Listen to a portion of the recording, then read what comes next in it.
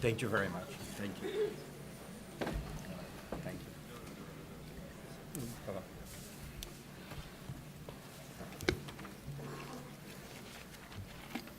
Bye-bye. Good afternoon. I'm Jim Feinerman. I'm the Associate Dean for International and Transnational Programs here at Georgetown. I'd like to welcome you to this program.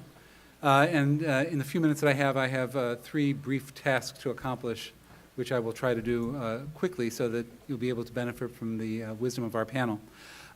First of all, I want to welcome everyone to Georgetown Law, although many of you are already here, and say something for just a moment about our program in international economic law, which is managed by my colleague, Professor Chris Brummer, and introduce the speakers who will follow me on the podium.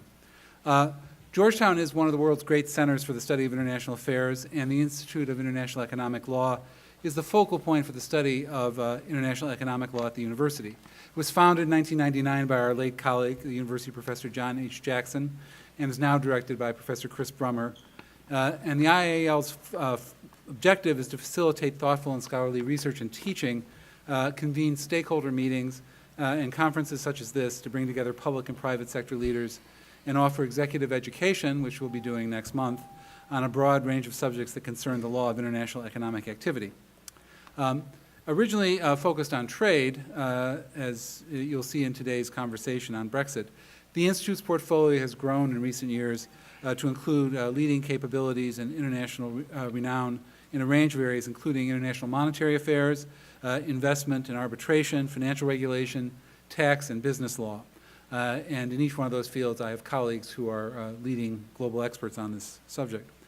Since its inception, the IAL has worked closely with U.S. government agencies, foreign embassies, and international organizations, including those here in Washington, such as the World Bank, but also the UN, the IMF, and the WTO. We spend enormous time providing more analysis and technical assistance to these organizations, and having our students offer technical assistance on subjects like nuclear proliferation in our trade lab, and hosting events on foreign sovereign immunity, sovereign debt, and systemic risk. Let me introduce our moderator and panelists from my left, but your right. Chris Brummer, who's the director of the IAEL. Prior to joining Georgetown's faculty in 2009, Professor Brummer was an assistant professor of law at Vanderbilt Law School. He's also taught at the universities of Basel, Heidelberg, and the London School of Economics, among others. He has also, for the last several summers, run our summer program in London. To his left is David O'Sullivan, the ambassador of the European Union to the United States. David O'Sullivan was appointed ambassador and head of the European Union delegation to the United States as of November 2014. Prior to his appointment as ambassador to the United States, Ambassador O'Sullivan served as the chief operating officer of the European External Action Service and was responsible for establishing this new EU diplomatic service, which is one of the largest diplomatic networks with 140 delegations across the globe. To his left is Peter Kmek, who's the ambassador of the Slovak Republic to the United States. Peter Kmek is a career diplomat of the Slovak Foreign Service. He graduated from Moscow State Institute of International Relations in 1990 and received a Doctor of Laws degree at Comenius University in Bratislava. In his 25 years of diplomatic work, Ambassador Kmek has served in Austria, Georgia, Israel, the USA, and Sweden. He's devoted most of his professional career to strengthening transatlantic relations, including U.S.-Slovak bilateral ties. During his first posting as Deputy Chief of Mission in 2003 to 2005, he was instrumental in facilitating the U.S. ratification process regarding Slovakia's accession to NATO. In his current position as Slovak ambassador to the United States since 2012, he's been actively promoting Slovak economic, trade, and innovation potential in the United States. To his left, Ambassador Gérard Arnault, who's the ambassador of France to the United States. Gérard Arnault is a career diplomat and was appointed ambassador of France to the United States in September of 2014. He previously held numerous positions in the Ministry of Foreign Affairs and International Development, including, notably, that of Director for Strategic Affairs, Security, and Disarmament, Ambassador of France to Israel, Director General for Political Affairs and Security, and most recently, the Permanent Representative of France to the United Nations in New York. To his left, Ambassador Wittig, who served as German ambassador to the United States since April 2014. Prior to this, he was the German ambassador to the United Nations in New York and represented Germany during its tenure as a member of the UN Security Council in 2011 and 2012.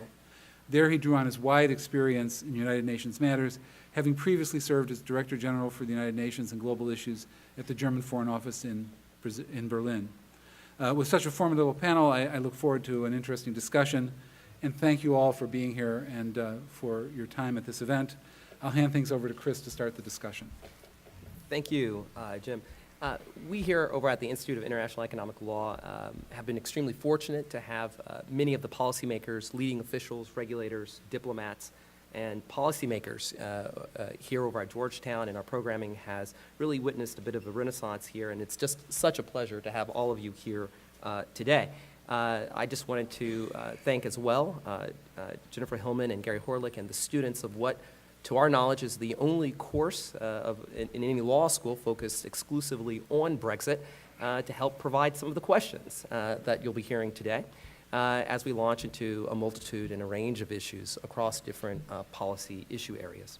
I think I'd want to start with Ambassador O'Sullivan, particularly since this conversation is being broadcast across the United States. Brexit has been one of the leading stories here, which is why there is such interest. And this has been in part due to the sheer unexpectedness of it all. What do you think, in particular as the representative of the European Union, that the causes were? And how do you believe Americans should interpret the drivers behind it? And I've encouraged the other ambassadors as well, even though one question may be directed towards any one of them, to jump in and to either challenge or supplement or agree to disagree. But Ambassador O'Sullivan. Well, Chris, thank you very much indeed, and good morning, ladies and gentlemen. It's a great pleasure to be here, not least because my own daughter just graduated from Georgetown Law with an LLM in May. Unfortunately, I'm afraid she was rather more interested in human rights and refugee law than corporate taxation, which attests to her character but worries her father's pocketbook. And I'd like to congratulate you on starting a course in Brexit and the law, because if there's one thing we can say with certainty, there's probably not much we can say with certainty about Brexit, it's going to be a lawyer's paradise for many years to come. So I congratulate those of you who've taken this option, because I think you can probably spend the rest of your life dealing with the subject. To your question, I mean, we could probably spend a long time on the post-mortem of why it happened. I'm not so sure it was so surprising, to be frank. I know people in America were. Many of us in Europe were not so surprised. I think once we knew that the United Kingdom decided to have a referendum on this subject, it was always going to be a close call, whichever way it went. And Jean-Louis Bourlange, a former French member of the European Parliament, said just after the referendum that before the referendum, the position of the United Kingdom in relation to the European Union was 1 foot in and 1 foot out, and after the referendum, that situation was reversed. Yeah, some of you got that, yeah. I think it is true that there are a lot of UK-specific elements in this outcome. A hesitation about joining the European Union. The UK had a referendum only 2 years after they joined in 1973. They had a referendum to confirm that they actually wanted to still be a member. And I think, you know, the slightly semi-detached nature of British membership, they were not part of the euro, they were not part of Schengen. So I think there's always been a healthy, strong body of opinion in the UK which was frankly reluctant and reserved about membership, if not downright hostile. So I think once you open the possibility of a vote on this subject, it was always going to be a close call as to what came out of it. And I think in the end, it was the sense of wishing to take back control, as the Leave campaign put it, the sense of some kind of, in my view, respectfully, a misplaced sense of lost sovereignty, but I mean, I'm not now going to go through the merits of that argument, that won the day. So there were very specific UK elements which I don't think are easily replicated elsewhere across the system. Having said that, and I think this is very important, there are also generic elements of the moment which you would find elsewhere in Europe, and which, by the way, to a certain extent you find here in the United States, in the sense this was also a sense of frustration with the way economic and social policy had developed, particularly since the crash in 2008, the financial crisis, and then the economic crisis. A sense of uncertainty generated by globalization. And of course, in Europe, the European Union is seen very much as the front line of globalization, a mini regional globalization, if you like. And I think these elements, and of course the issue of immigration, though a unique feature of the UK, was a concern about intra-European immigration, perhaps more so than extra-European immigration, whereas I would say elsewhere in Europe the concerns about immigration are less about intra-European immigration and more about extra-European integration. But if we just use the words immigration, this is certainly a common theme across Europe, and we have challenges of populist parties arising in all our member states, and very often their criticisms go hand in hand with some degree of Euroscepticism. So there are also elements which are common across all of Europe at this point in time. What should the United States make of it? Well, I mean, Paul Simon says there are 50 ways to leave your lover. I don't know if there are 50 ways of Brexiting. But the first and most important thing is that we are not yet in a post-Brexit world. We are actually, nothing has actually changed. Of course, something has changed fundamentally. We've had a very important political development in the United Kingdom. We know the United Kingdom is now going to leave. But the precise way in which that's going to operate and what is going to happen afterwards, or what is going to be the relationship, all of that is very much out in the open. I think the initial reaction in the United States, of course, is one of concern for what this means for the strong alliance with Europe. Obviously, it's easier from the point of view not just of the US, I imagine, but many of our partners, if we are 28 countries, a one-stop shop, all part of the same union. The fact that now an important member of the European Union is going to withdraw and develop separately, I imagine the US is concerned as to what this means for how we manage the relationship. It's of concern to all of us, frankly, and I think we will all be watching very carefully to see how this develops. I think the one thing I would say is I think we're all going to need a lot of strategic patience. This is going to take some time. We don't yet know what the United Kingdom is going to propose. The Prime Minister indicated triggering the Article 50, which is the formal article of the treaty by which exit takes place, sometime in the spring. There's a 2-year time frame in there. So, we're looking at, I don't know, 2.5 years from now, perhaps, before we know with certainty exactly how the UK is leaving. The building of a new relationship between a UK out of the EU and the rest of the EU is probably going to take longer to negotiate under a different article of the treaty. So I think we're going to have to live with a certain degree of with uncertainty for many years to come. And we're all going to have to figure out how we do this, and we've never done it before in the European Union, with the exception of Greenland, which left in the early 80s, which is a much bigger country, but a slightly less complicated negotiation. But we've no precedent, and we are going to have to figure out how to do this. And it's going to take time, and probably things are going to evolve in ways that we cannot predict now. I appreciate, and that's just my final point, so I didn't mean to be too long, but it's an important subject. I appreciate that everyone wants to jump to the end point. I mean, I see so many articles proposing, I've figured out how this can be made to work. They may be right, and some of these ideas may ultimately be in the mix when we get there. But we've a lot of politics to go between now and the moment the British make their request to leave, with their proposals as to how they would like to leave.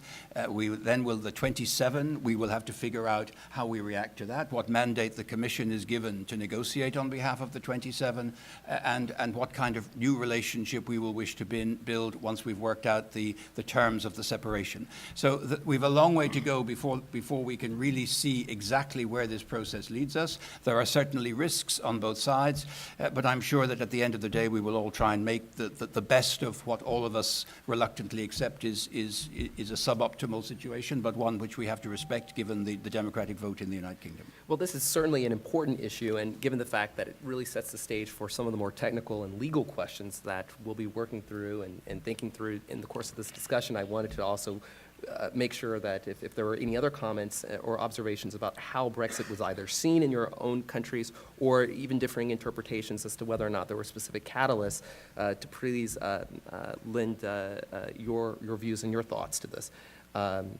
Maybe if you, we'll just move down through the thank you. panel. Thank you very much, Yes. Professor Brumer. It's really my pleasure to sit among those EU insiders, very experienced colleagues from the EU. The reason I'm sitting here is actually also that Slovakia is holding the presidency of the European Council.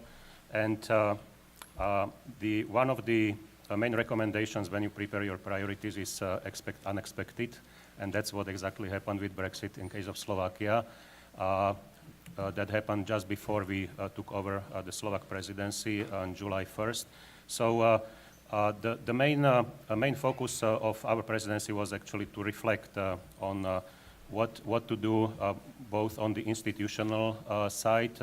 The Council will be very much part of those considerations, how to negotiate the relationship with the UK in the future. And as we can see, there is actually mushrooming of the negotiating teams being under the Council, then under the European Commission. The European Parliament would like to have its say to the whole process. Of course, national governments are stepping in, national parliaments, public interest organizations, groups. So it will be a very complicated process from the institutional point of view, but also from the point of substance, as David mentioned. From the perspective of the Slovak presidency, we launched the process of reflection within the EU27. Bratislava held its first summit in mid-September, and we have 6 months to prepare our own reflections back to our capitals. So there will be 2 parallel processes. One will be actual negotiations with the UK, but also the second parallel process will be the reflection why this happened, why the UK decided to do so, and how to avoid the further disintegration of the European Union. David rightly mentioned that immigration was very much part of the negative outcome, and paradoxically so it happened from the internal immigration. So for Central and Eastern Europeans as part of the European Union will be very much important to focus on what kind of outcome we'll get, especially when it comes to the freedom of movement of the labor force, as many Central and Eastern Europeans move to the United Kingdom. So for us, the priority will be to keep the four freedoms untouched, or to be negotiated in balanced outcome. Thank you. Ambassador. First, that's great to be here.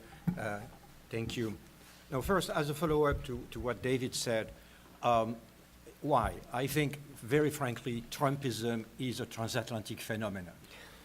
You know, really, you have your presidential election. We have Brexit. In a lot of European countries, you have the far right. We are all facing the same wave of populism. And you know, I think it was Martin Wolf in the Financial Times saying that the losers of the globalization are rebelling. And so it's really, I think, a wide challenge that we are all facing, all Western democracies, and not only the Europeans, which means that whoever is elected president in this country, I think she will have to handle with us this issue. You know, why? In the US, why? In UK, in France, and elsewhere, we have so many of our citizens who are dissatisfied and who are telling us they are dissatisfied this way. The second element, I think, and here, in a sense, as a professional negotiator, the negotiation has not started, which means that there is, I would say, if I were not a diplomat, I would say there is some chest banging. It's normal that before any negotiation, all sides, you know, are saying they are not going to compromise, that their position, you know, they don't compromise of principles, and so on, and so on, and so on. So that's, I think, we are in a normal status before the opening of the negotiation. You know, people saying we won't compromise. Of course, there will be a compromise at the end of the day. And as David said, right now, we don't know what will be this compromise. Any negotiation has its own momentum, its own logic, and especially with this negotiation where you have 28 or 29 with the European Commission, you know, you have a lot of negotiators with a lot of different interests, sometimes divergent interests. I think it's totally impossible right now to know First, whether we'll reach an agreement, because, you know, we are 28, so it means a lot of red lines. And when we reach an agreement, and what will be this agreement. All of us, we want a good agreement. All of us, we want a mutually beneficial relationship with the UK. We are not on the revenge path. We are not on the resentment path. We are defending our interest and the interest of the Union. But it's so complicated that I think we are totally unable to tell you where we are going. Ambassador Witte. Thank you, Chris. I also want to say thank you for including me in this panel. I'm a proud father of a Georgetown freshman in SFS, so I guess I should say Hoya Saxa here. Excellent. Chris, you ask what does Brexit mean for the U.S.? How should the U.S. look at it? And I introduced sort of a geopolitical dimension to it, as important as the legal, technical, and economic aspects of that Brexit are. I think this added another challenge to Europe after the financial and economic crisis, after the Greek debt crisis, after the refugee crisis, and has hit, in a way, Europe in an already precarious state. And that has become a transatlantic issue.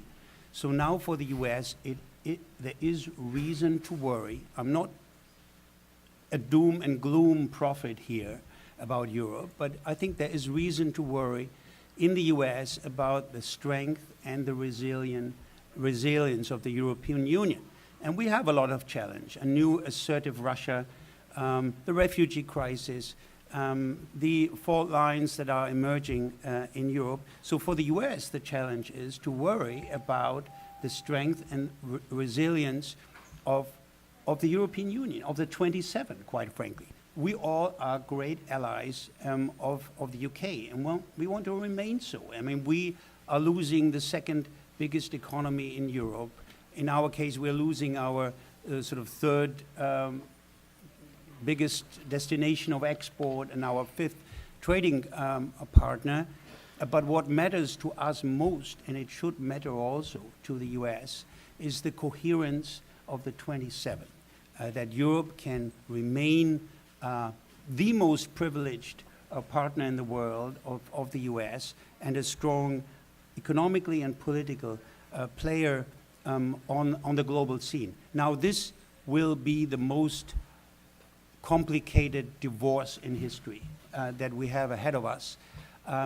We all treading on entirely new territory. It's difficult to predict what will happen. As far as my country is concerned, and all of the other countries in Europe, we want relations that are as close as possible with the UK. We have a strong self-interest, but our priority is the unity of the 27 in Europe. That brings up a wonderful set of issues for the lawyers and lawyers in training here for the audience. And those are some of the negotiation questions. Unity is important to the future of Europe, but in order to secure a deal, it has to be done with the consensus of the remaining European countries. Ambassador Kmek, I'll just sort of spin around. How have you seen negotiations progressing? Recently, EU member states and the heads of the EU members met in your capital, Bratislava, without UK Minister May in attendance, and there were some notable frictions along a range of policy dimensions, from migration to the support of southern economies.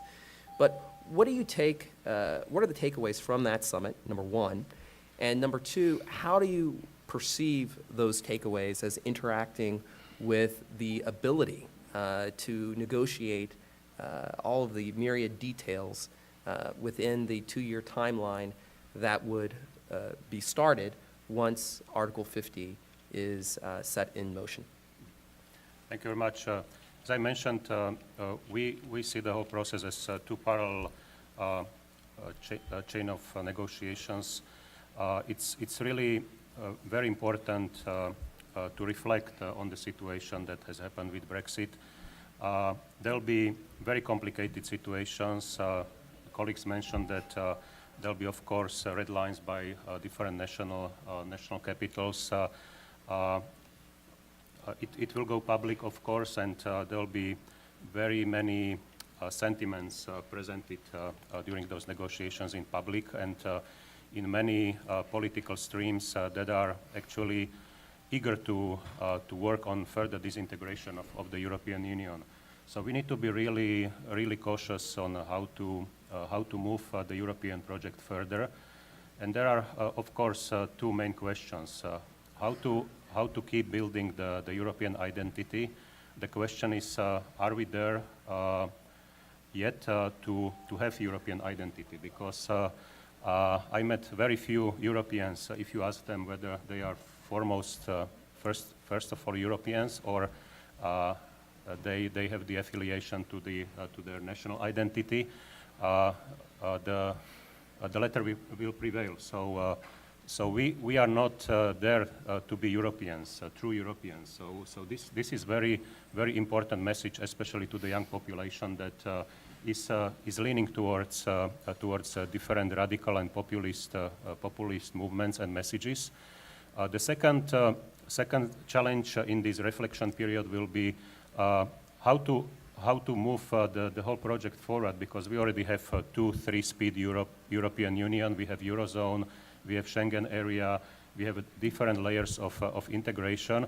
So we need to reflect on where to actually build the ground zero now, and how to move. Will Eurozone will become a kind of fundamental playground now for the reflections to move further, or we have to step back and actually start working on the weakest link of the integration and move further.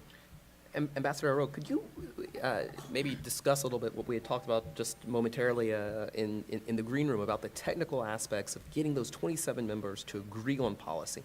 What happens if there are disagreements? And certainly there will be some kind of negotiation dynamics, perhaps, where different member states want to use or think about Brexit as an opportunity to think deeper about not only their relationship with the European Union and the relationship of the UK with the remaining member states, but also the remaining member states writ large with one another.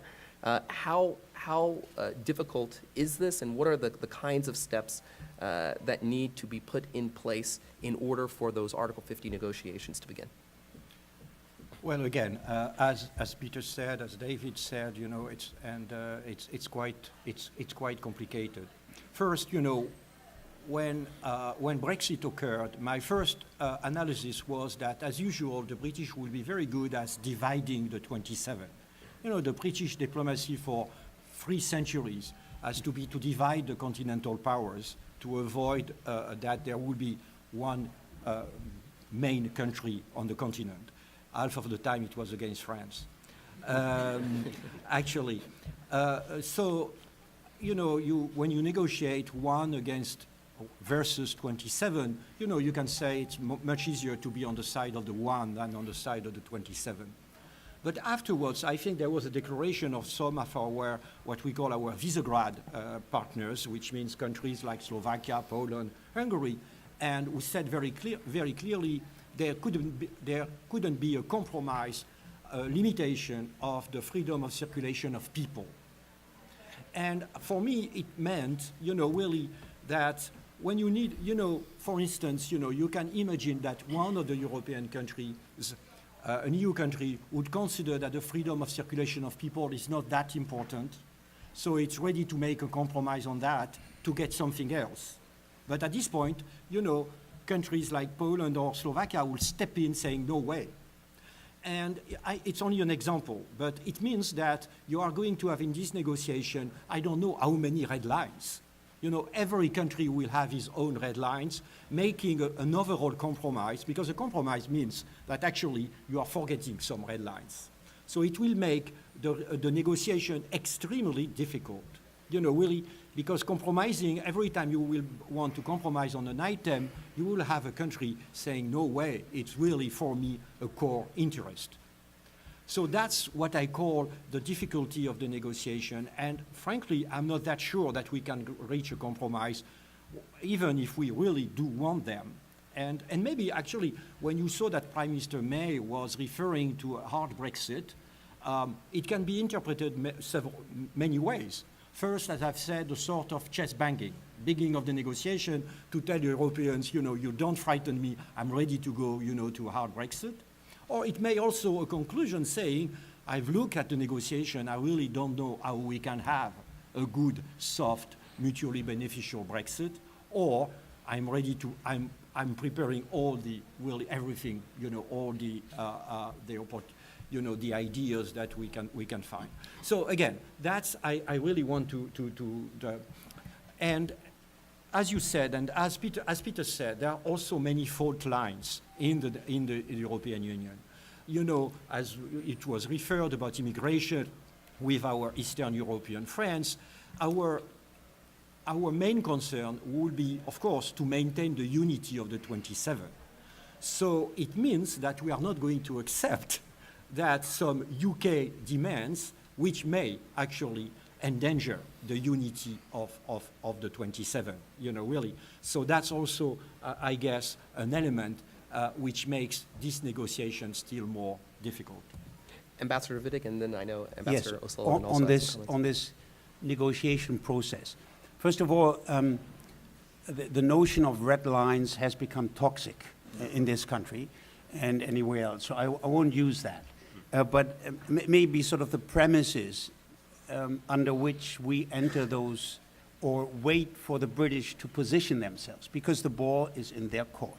Number one, no pre-negotiations before they trigger Article 50. And number two, that's what my Chancellor and others, French President, have made clear, the integrity of the four freedoms.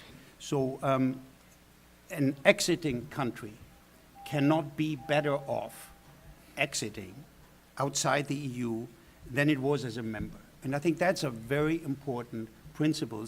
Otherwise, the EU would be in danger to unravel. Now, once Article 50 is triggered, and the Prime Minister of the UK said it will be happening by the end of March next year, there is a dynamic. It might be very amicable, but it might be also antagonistic, because behind all those seemingly technical issues are lurking, political explosive issues. Now, but it's not only the Article 50 negotiations, and maybe to unfold the complexity of the whole thing, there are many more processes.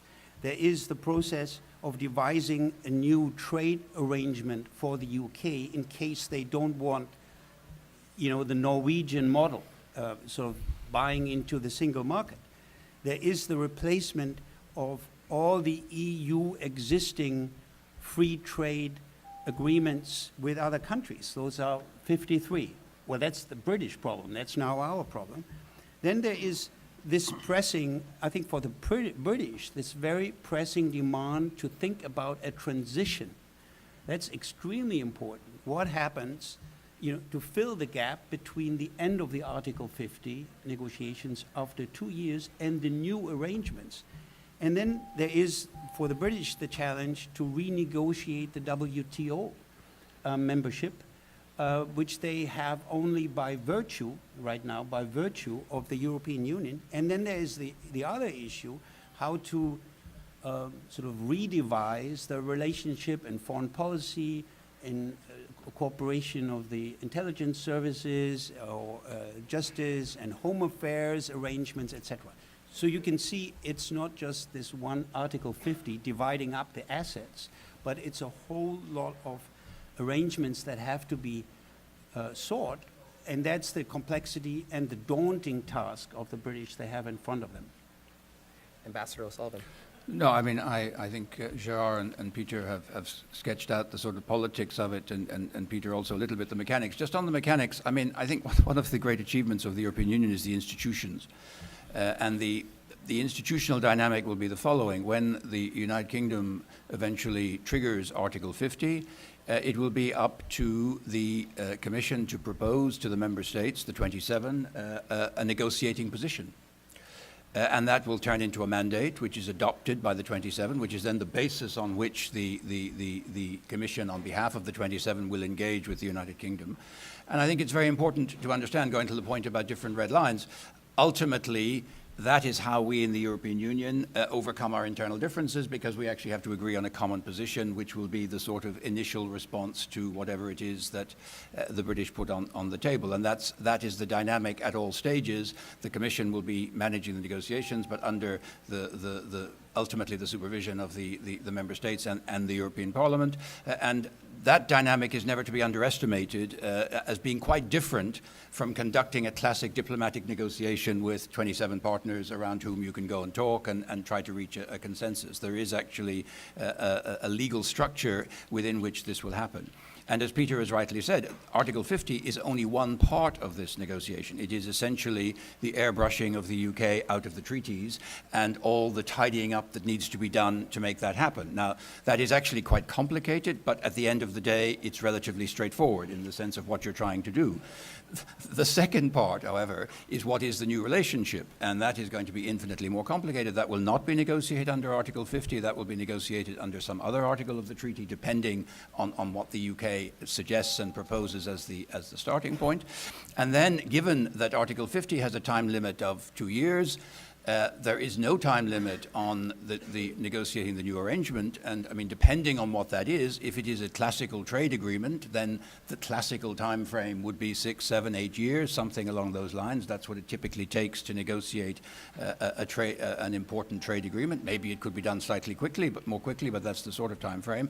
And then there is, as Peter says, there's going to be a question then, well, what is there a transition between the end of the Article 50 and the completion of the new relationship? All of this is uncharted territory. I mean, nobody has ever been here before, and we're going to find out how this works. But I do think that in terms of the most important message I want to give is in terms of the 27, there will be now a dynamic of the relationship of the Commission operating on behalf of the 27 under ultimately the political control of the 27 and the European Parliament, to forge common positions and to address the issues which the UK will put on the table. And that is, as I say, very different from the positions taken by individual countries at different points, as both Gerard and Peter have said, different people going out and speaking and taking positions. It's one thing what you say, this is my national position at this point in time. It's quite another when you then have to sit round at 27 and agree a common position which you will ask the Commission to present to the United Kingdom. So I've been struck by this common theme of compromise. Perhaps it's because I have such an accomplished diplomatic set of panelists here. But by its very implication, it seems to imply then that the UK, at the end of this process, as uncharted as it may be, that at the end of the day, one would more likely than not expect the UK to still have a status that's somewhat different from other third countries out there, and that even when one thinks about some of the fundamental freedoms enshrined in the European Union, that really it's not an on-off switch, but more or less a spectrum of potential possibilities that can be negotiated. No. Well, sorry, I don't think everything is up for negotiation. I think that needs to be clear, and I think Peter made very clear, and others have made very clear. The single market is the 4 freedoms. So when I sometimes hear people talk about, well, we'd like access to the single market but without freedom of movement, it's a contradiction in terms. The single market is the 4 freedoms, including the freedom of movement of people. If you want a trade access to the European Union without freedom of movement, it's something else. So, I mean, I think there are certain fundamental values of the European Union which will be maintained and which are, I won't say non-negotiable, but which are absolutely at the core of the difference between being in the European Union and being outside the European Union. So I think, yes, there will be, as others have said, everyone comes to this as adults wishing a sensible outcome. The UK is never going to be a typical third country. It's an integral part of the European geography and history. It's part of NATO. It's an ally in so many other respects. No one is going to want to damage that relationship. On the other hand, there is going to be a difference, as colleagues have said, between being inside the European Union and being outside it. And I think that is something that we're now going to explore, how that is developed. But I think the idea that everything is up for negotiation and it's all the spectrum and that somehow any outcome is possible, I think, frankly, that I don't actually think that is where we are at the moment. Wonderful. Ambassador Rowe, I wanted to continue this conversation perhaps a little bit about what's going on then within Europe. From your vantage point, do you believe that the answer, in light of some of the tensions, to be an antidote to be more Europe or less Europe? It's certainly an important question, and there are lots of different responses, and the French government in particular has taken a very interesting position, I think, when it comes to everything from military bases and military solidarity to rethinking the economic bases of varying regulatory agendas. If you had any comments or thoughts on that. When you ask the question to a French diplomat, more Europe or less Europe, immediately the answer is better Europe. Really, so I have done my job.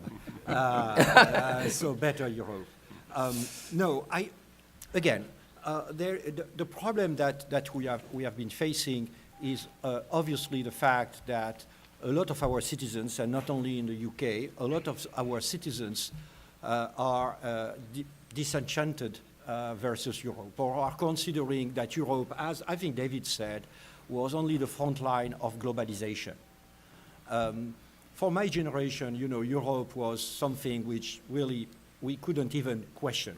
It was the way of avoiding war, the war we was also prosperity and security from the Soviet Union. It was all these elements. But obviously for a lot of Europeans, and especially young Europeans, it's not anymore the case. So we have to answer to their concerns.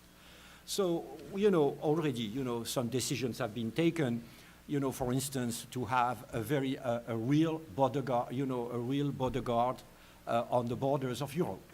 Really, it's clear that the immigration crisis has been a strong element in the vote of the British, and it's a general concern throughout Europe, and not only in Eastern Europe, but throughout Europe. So we have to ensure the safety of our borders. We have also to answer in terms of security. Security, we are threatened and we are victims of terrorism. So it means that, for instance, we could have a sort of, what is the ESTA, the ESTA for every foreigner entering the US, he has to fill an ESTA before arriving. We could have an European ESTA, really, which would be a way also of checking the circulation of the people. Another element is that prosperity. The crisis of the European Union is also largely the result of the economic crisis, the economic stagnation that actually most of the European countries are going through. And now, the crisis to Europe in 2008, 2009. So we need investments in key areas. And again, there are also the question about tax. The tax. You saw that Apple has succeeded to pay 0.005% of its profit in Europe as a tax in Europe.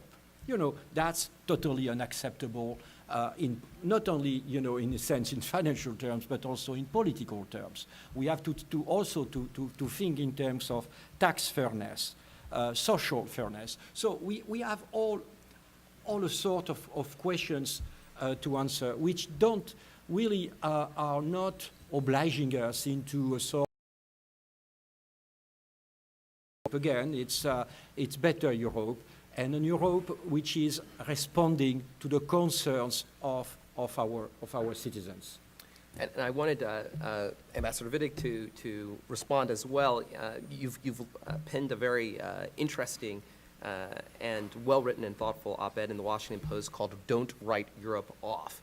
And in light of your comments there, and in light of Ambassador Arot's comments, how do you view this question of more and less Europe? And do we not write them off, but instead write them onto more and better Yeah. Europe? Yes, I do think that Americans and all of us, we should not write Europe off.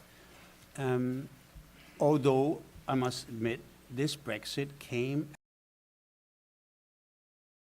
it really triggered also a lot of soul searching, which is now the phase that we are in, and it's kind of natural that we are now questioning ourselves, what can we do better? I think it's three things.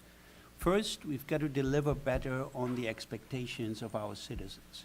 We've got to regain their trust and ask at each and every measure, how does this benefit the citizen? Does he see tangible results? Second, and my French friend, I think, has mentioned this, we've got to focus on the core business. And the core business is defense. Here, France and Germany have presented defense union, not a competition to NATO, but harmonize that better with NATO to protect better its internal and external borders, to fight terrorism. Also, the economic dimension, be a more competitive Europe, work on youth unemployment, those issues. And there we really have to focus what is it that we can do only together as 27, and that's what we should do. And the third thing is, we've got to unmask the truth behind all those rhetoric, the anti-Brussels, anti-EU rhetoric that is rampant in Europe. I'm taking this seriously. I don't want to brush it away. And I think there are real issues behind it. But there is also a scapegoating in a big way going on. And some of us in the member states are guilty of blaming Brussels for our own defects and what is going on, or what is going wrong in our countries. That has to stop. Otherwise, we will not regain the trust of our citizens. I know that there are some questions in the audience, and I'm going to the extent to which folks have microphones to begin keying up that process, this is probably a pretty good time, although I have many, many more questions. But one for Ambassador O'Sullivan, which I think a lot of folks here in Washington, D.C. and throughout the country may be interested in. Japan and other countries have highlighted the fact that third-party countries, like the United States, have an interest. Really the largest trading bloc and a key partner to the United States, but there are questions that arise as to the rights of third-party countries where they have interests either in the UK or frankly vice versa. What can or should folks in the United States do to really think through what the likely outcome is for those interests? And to what extent has Washington, D.C. been involved in those discussions in the European Union? Well, I think that's a good question. Firstly, there have not been a huge amount of discussions. I mean, I think it is quite important to get this message across, because I the end game of this discussion, and frankly, we haven't even begun. We are at a very, very early stage.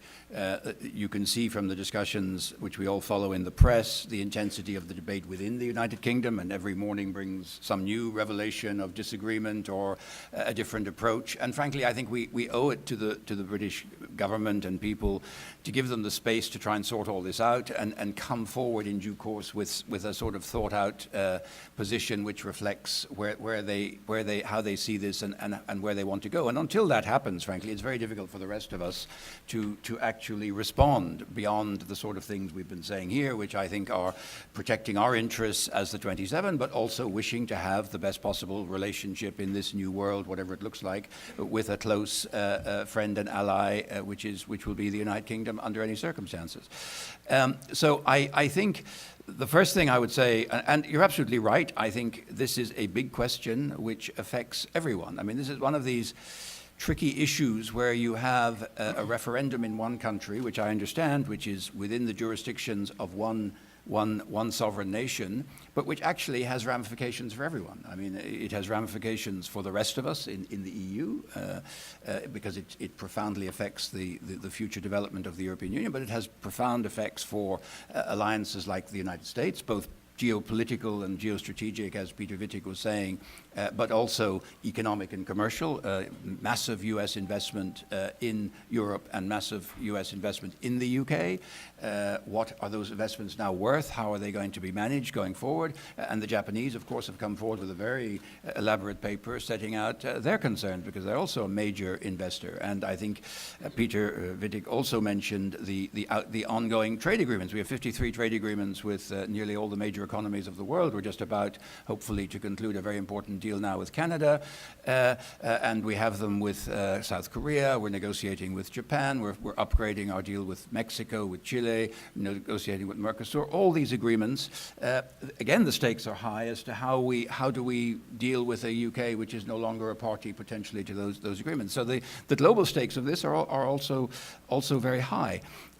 My first advice, however, to everyone from outside is, on the one hand, to be as honest as they can with the UK about how they perceive this and what they perceive as their interests and what they would like, because I think the UK needs to have that information before it takes its sovereign decision.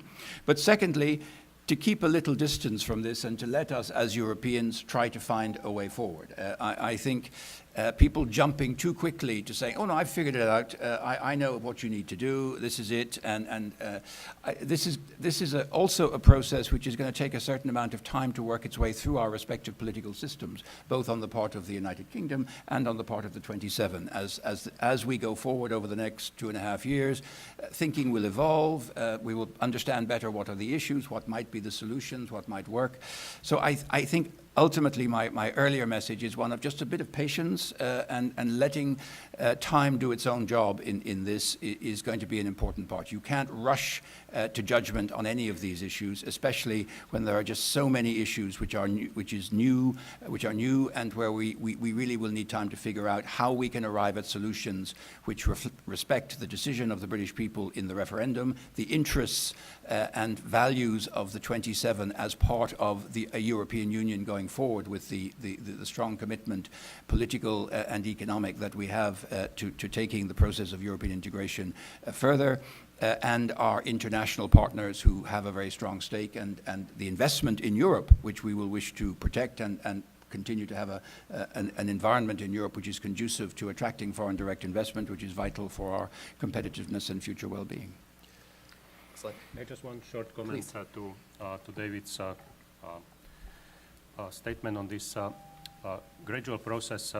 Some of the colleagues mentioned that the ball is now on the UK side, and it's really very important to watch the dynamics of the final decision by the UK, be it government only, or there are some considerations that the British Parliament has to step in order, of course, to vote for the Great Repeal Act, but also to have a say whether they would like to have a hard Brexit or rather a softer Brexit.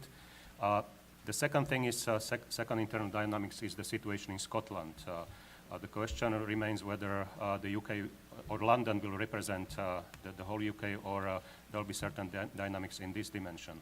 That will influence definitely the considerations on the EU 27 side, because, as you know, we are facing the elections to the European Parliament in the second half of 2019, and we have to decide whether we need to prepare the election for 27 or still for 28. So it's needs to be a gradual process, but I don't want to serve as a devil's advocate, but I think that March 2017 might not be the last deadline for presenting the UK position. Thank you.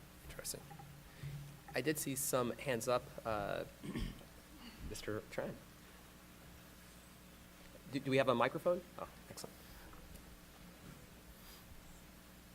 Thank you. Hung Tran from the Institute of International Finance. And I would like to ask any of the ambassadors, whoever would like to respond.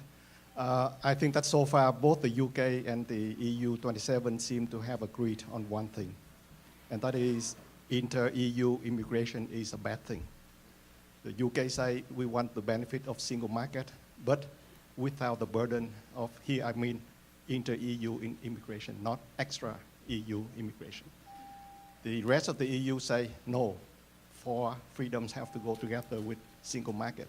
You cannot cherry pick, meaning you cannot have the good parts and without the bad parts, that is immigration. Can you change the narrative to say that inter-EU immigration is one of the best things that has ever happened to the EU because it helped countries in the EU with aging population to grow more than otherwise it could? Would anyone like to? Great question. No, I'm sorry. Oh, Peter, please. Well, I don't know whether you can change the narrative. Immigration is such a powerful paradigm right now, and it inspires a lot of fears. But maybe just a reminder how this came about. In 2004, the EU accepted in a big bang 10 mostly Eastern European countries. And that was a measure to stabilize Eastern Europe. Some of them were probably not as mature to enter the EU as we would have wished, but it was one of those assets of the European Union to prove that it is a project of peace, stability, and prosperity, more than an economic club. And at that time, many leaders said it's too early to grant them freedom of movement and settle down and exercise their profession. So we agreed, or most of the countries agreed, to have a transition period of 7 years to waive that freedom of movement. And there were two, if I'm not mistaken, two countries that didn't accept that waiver, and that was Sweden and the UK. And Ireland. And Ireland. And so it was Prime Minister Blair at the time who said they're all welcome.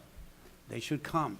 So they came from Poland, from other countries, and in a way, if I may say so, it was a self-inflicted wound that later on there was a certain resentment in the UK against those intra-EU immigration. Although at a previous stage, I think it's safe to say that this immigration benefited not only the immigrants, but also the EU-UK economy, and maybe, well, it's not a story to change the narrative, but it's useful to remember that story. If I may just, I mean, I think Peter is absolutely right, historically correct, and I think it is true that perhaps the UK, as being the single biggest of the three economies that opened, though you had very large numbers of Central and Eastern European people coming to Ireland. I mean, 250,000 Poles, 50, 60,000 Latvians, still living there, working there, even though many went back in the immediate aftermath of the financial crisis, many are coming back again, and there is absolutely no resentment in Ireland over this migration, which everyone thinks has been beneficial to all concerned. And I think, generally speaking, that was the point I made in my introductory remarks, intra-European migration is not a problem in Europe. The populist vote and the populist criticism of immigration tends to focus much more on extra-European migration, and particularly with the recent refugee crisis and the asylum seekers, people coming from outside Europe. So I think it is important to make that distinction, that most people in the European Union think the freedom of movement of people, of Europeans within Europe, is an enormous benefit. And we were talking earlier about young people. I think we have a new generation in Europe which, as has already been said, takes for granted so much of this. and perhaps doesn't understand quite how far we've come. Those of us who actually lived through, immigration controls, capital controls, controls on employment going back to the 70s and 80s, how far we have come in Europe and what we have built as an integrated, and young people basically take that for granted and just move seamlessly. And it was very interesting to note in the UK the generational difference in the voting pattern. Again, I don't want to, it's not for us to interpret how the UK people voted, but it is interesting to note that the majority of young people tended to favor strongly remaining, and it was the older generation who tended to favor leaving. So I think actually the European Union from that point of view is already a success with our young people, and I think many, many young people in Europe would wish us to maintain this possibility of freedom of movement. From an outside perspective, and just to piggyback off of this question and in your response about populism, how well suited is the European Union as a highly technocratic organization to engage with this question of populism? Is this really a responsibility that is something that the member states have to take upon themselves? Certainly the drivers, I think, between whether or not it be migration, the refugee crisis, there's a different intensity of policy preferences depending on what people's direct experiences are with each of those phenomena. How well suited, I mean, even where you have reforms in key European institutions like the European Parliament, how well suited is Europe, and what can nation states, particularly when you look at what's happening in France and you look at what's happening in Germany, what exactly can they do to engage them? Can I just say a quick, I mean, I'm sure my colleagues want to respond on that, but I agree entirely with you. I mean, Peter Wittig, I thought, said it very well. I mean, Brussels is held in about as much esteem in the rest of Europe as Washington is in the rest of the United States. All politics is local. And at the end of the day, it is very difficult for the people in Brussels to get through to other parts of our national democracy and indeed subnational democracy. And this is we have a common ownership of the European Union. It's not just the institutions in Brussels are the creatures of what member states collectively have wanted to build as a form of European governance. We, of course, are answerable and accountable also for our mistakes and for the things we get wrong. But at the end of the day, it is for the national politicians to explain to their citizens the benefits, some of the costs perhaps of European integration, and why this is ultimately in their best interest. And I think we need, and that was the point I think Peter Wittig was saying, we need a renewed effort of communication about how this European Union has worked, what it has delivered, what it does and what it does not do, what it is responsible for and what it is not responsible for, and how we get this synergy between these two levels, doing things, as Gerard Haro said. When we get better outcomes by doing it together, we should do it together. When we don't need to do it together and we can perfectly leave member states to do it, they should continue to be 100% responsible for that. Getting that message across is, in my view, very much also the responsibility of national politicians, and you are right, the European institutions on their own are absolutely not going to be convincing in passing that message. No, I do agree. There is a basic principle of the European Union, which is called in our slang subsidiarity, which means that you should make the things at the level where it's the most effective level, the most convenient level to do it between Europe and the national basis. So as Peter said, we have to focus the European Union on its core business. What should we do at the European level? Because we are not going to build the United States of Europe. We are old countries, old nations with a very, very long history, very strong commitment of our citizens to our national identity.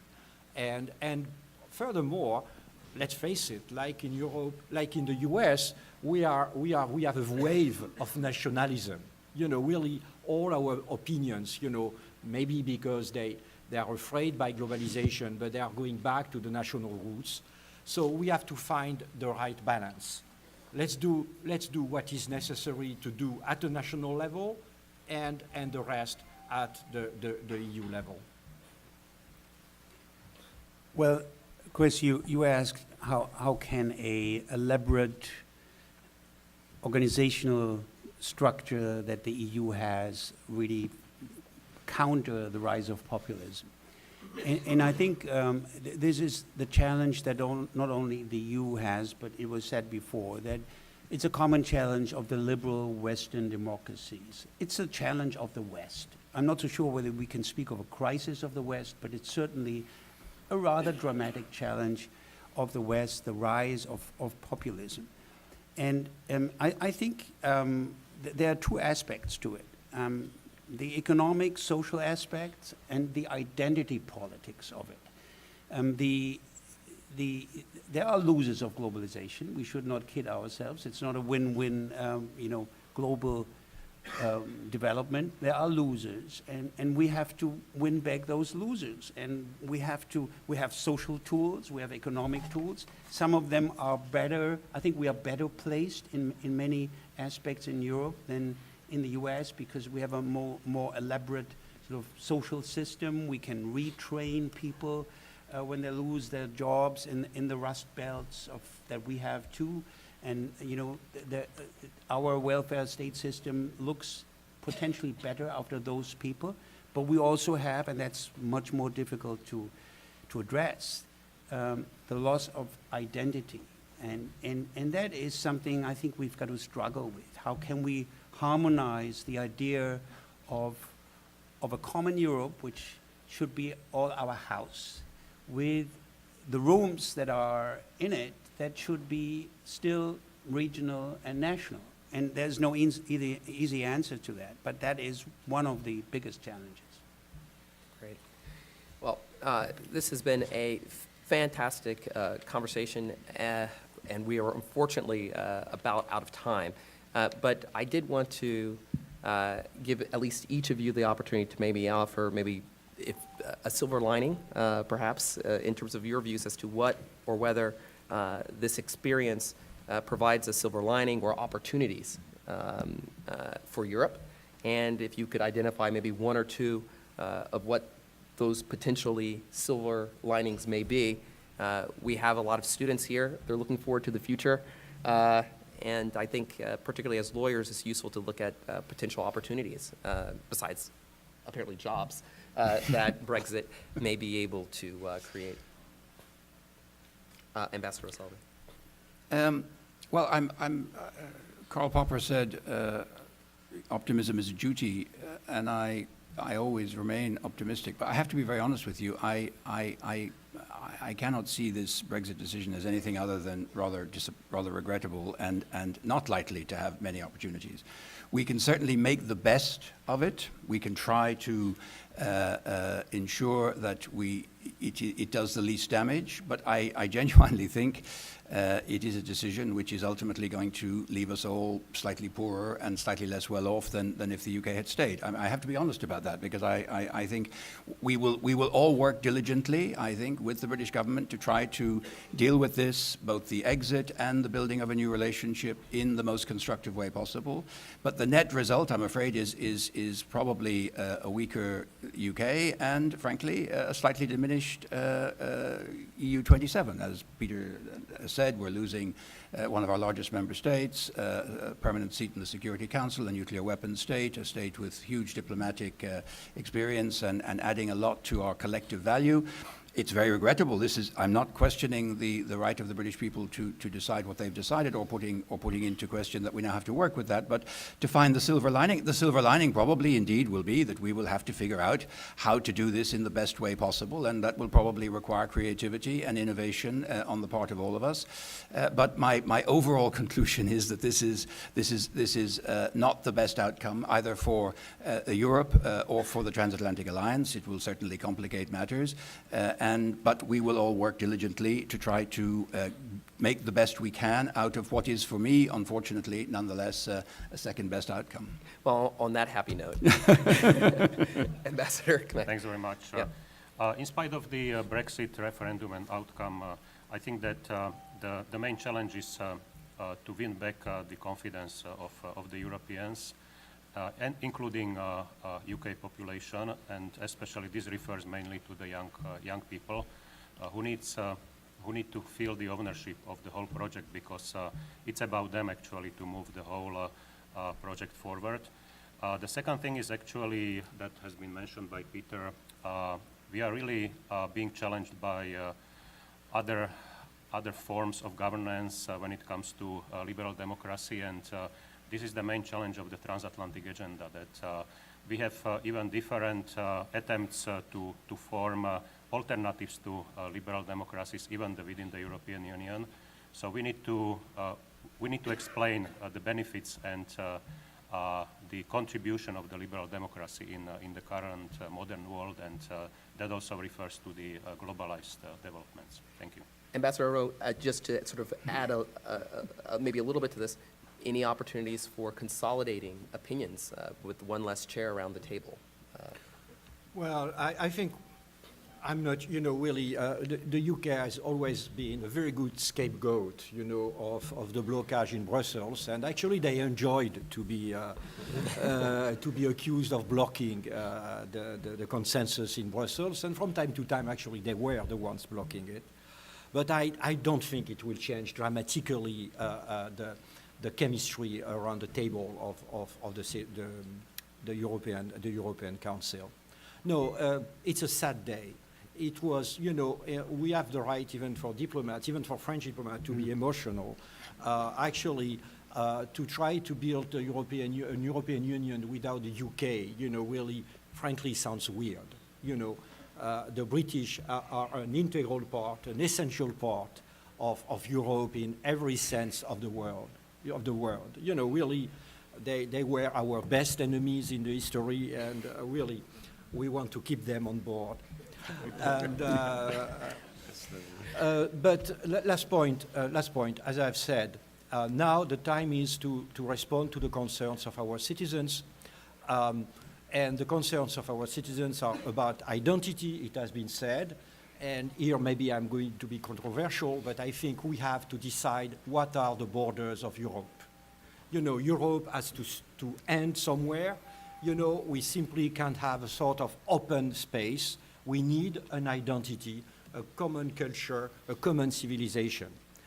We need also to defend our citizens, as I've said, to defend our welfare state, because something very difficult to understand from the US, but the welfare state is a part of our identity, European identity, and we have to defend the welfare state, which is not easy in a globalized world. So basically, the European market shouldn't be a social jungle. The European market shouldn't be a tax jungle. We have to really to defend, I think, we have to defend our values. We have also not to be naive. Our single market is also, really versus some countries out of the single market, and which are actually competing on an unfair basis with our economy. So a lot of things to do, and I think it would be, I guess, a good summary that I think my colleague will agree. The citizen, our citizen, has to be more than ever, really the center of our policy. Well, Chris, no silver lining. I think we lost an ally. We lost a great free market economy. We lost a beacon of freedom in history. We lost a country that brought all those virtues to the table: pragmatism, common sense. But if there are if there's an upside after the Brexit decision, it's two things. First, it's a shock that helps us to refocus. And second, it was mentioned, it might help to mobilize the youth, because they are the hope for a future Europe, and they really are in favor, mostly, of all the assets of the European Union. And I just hope that there will be more of a voice and more vociferous in Europe after this shock. Wonderful. Well, with this wonderful, wonderful conversation, let's give our guests an applause, and thank you so much, ambassadors, for your time.